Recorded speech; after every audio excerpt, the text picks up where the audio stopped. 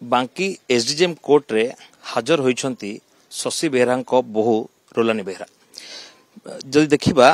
पूर्वर जो अभियोग आसथिला तांको नाँ रे जे डोमेस्टिक वायलेंस कथा आसथिला एवं आज मानवर कोर्ट उभय पक्ष बा दुईटी परिवार को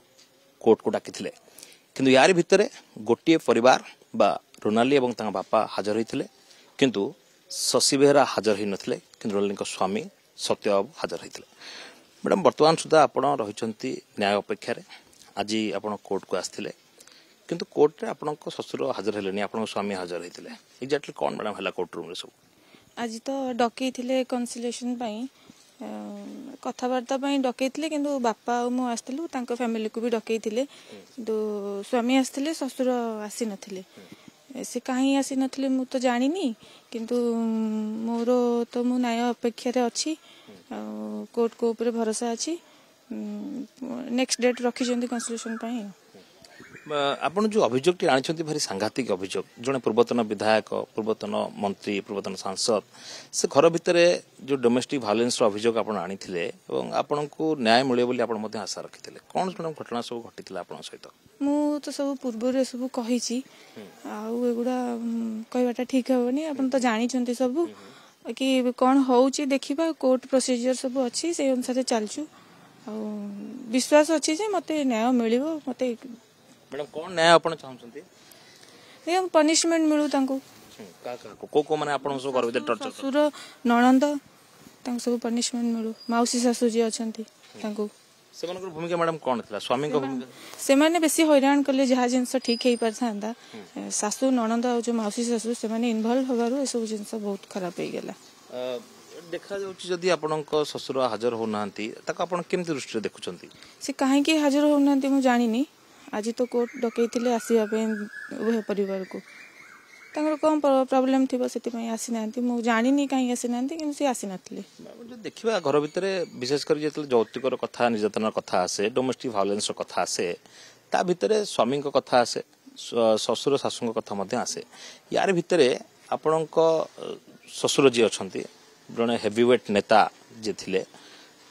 से मैडम कोन कोन सब एमती करथिले जोति पे तांको नार भी आपण कंप्लेन कले सी सब जानती तांको कहिबा अनुसार सब हुए सी घरे थिला बेले मते सब टॉर्चर सब हुए मु तांको कहि जिवे सब जिंस आ सी तो सेगुडा सुनंती नि सेगुडा कहंती तू मानी की चलिबा पई कहंती कोन सब टॉर्चर मैडम आपण से घर टॉर्चर तो मु आपण कहितली आगुरु बहुत प्रकार टॉर्चर करछती हां 3-5 मास हला बहुत हैरान मु हेची बाध्य होई के लास्ट जते बेले मु जानली जे नै मते विपद अछि मु राती 3टा रे जो हेइतला जिंस मु घरे फोन करके भी जणैतली जे तमे सब फोन रे कांटेक्ट थिली जे तमे फोन करके ऑन रे रखी था किछि मे भी असुविधा हेई पारे कि कोन कारण मते तो डर लागुथिला ना से जा हो किछि तो हेलानी देखिबा कोन होची जौतिक पई मैडम की बेसी डिमांड करथले की बेसी प्रेशराइज करथले आपण सासू कोन सब कहथिला सासू आ मौसी सासू दी जण पुराना सुना नै कि आसीबो पैसा ससुर पैसा कथा कहथिले 40 लाख टका कथा एगुड़ा सब मेन सुना और पैसा तांकर दरकार थिला जहां हाथ फेलोशिप टंका जो मिलुथला सेही टंका को भी डिपॉजिट करबा को कहथिले किंतु फेलोशिप मोर 2018 रु बंद हे सातला मु कहितली सेते बेले आ सेगुड़ा तो नाही मु देबी तांको कोवाडो एगुड़ा सब एमती कोने पैसा कैमरामैन तांकर आस्तिला तांको बे मु पैसा देबी सेगुड़ा सब मागंती ए सब जिंस जहाँ हाथ धरिकी मैडम 7 वर्ष साथी हेबा पई आपण स्वप्न देखिथिले सी कोन कले आपण से कोन किछि कोनोसी कथा सुनिले नि बुझिले नि आपण ना किछि बुझिले आपण समस्या जणाते नि आपण स्वामी मु जणै छी से जानंती मु जणे भी कोन से सब जानंती ए सब प्री प्लान तांकर सब कथा वार्ता हे कि सब जिंस करंती आज कोर्ट रूम रे देखाले आपण स्वामी सहित किछि कथा हले आपण ना से किछि कहलेनी मु किछि कहिनी कथा हले नि आपण नै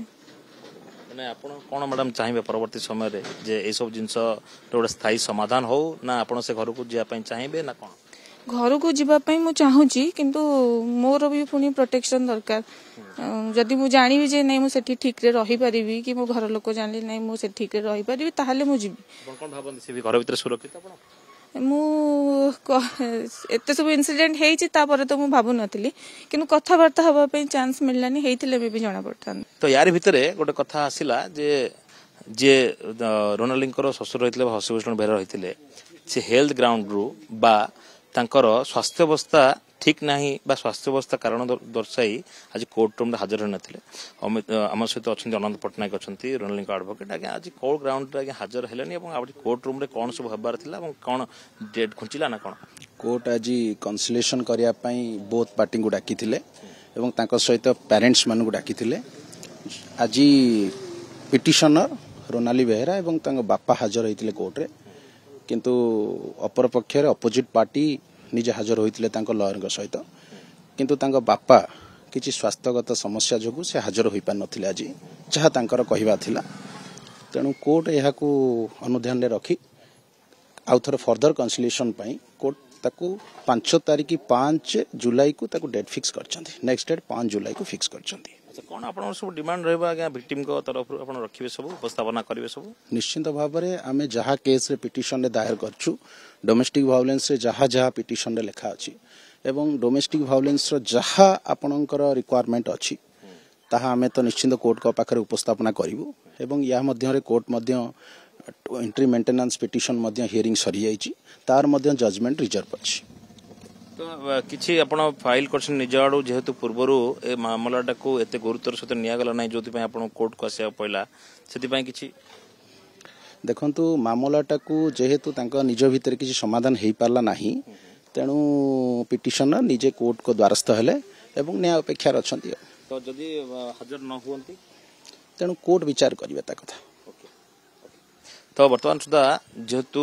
कोर्ट रे तारीख पड़ीथिला ए बड़ घरर बड़ गुमर कथा थिला अभियोग करथिले बहु